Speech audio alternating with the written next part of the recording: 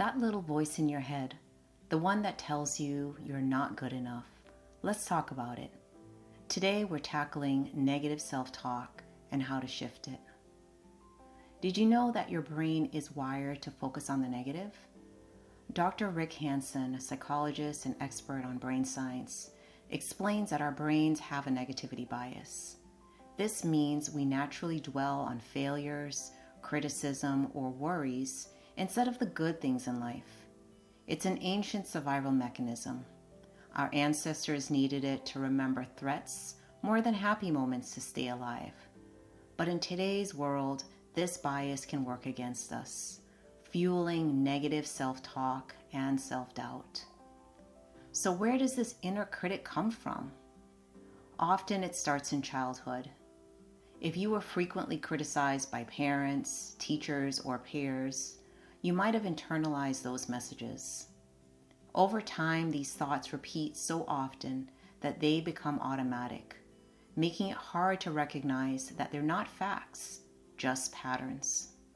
Imagine this. A friend comes to you after failing a test.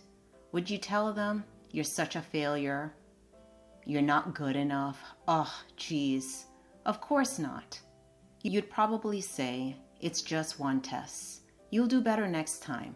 Let's explore some strategies." All right?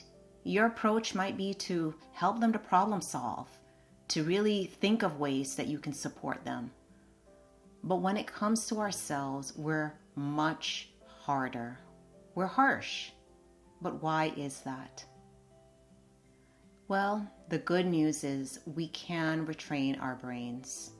Dr. Hanson says that neurons that fire together wire together, meaning the more we practice positive or neutral thinking, the more natural it becomes. Next time you catch yourself thinking, "I'm terrible at this," pause and reframe it to, "I'm learning and improving." Making small shifts like this can create powerful change over time.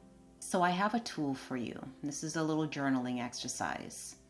I'd like you to write down the hardest thing you say to yourself.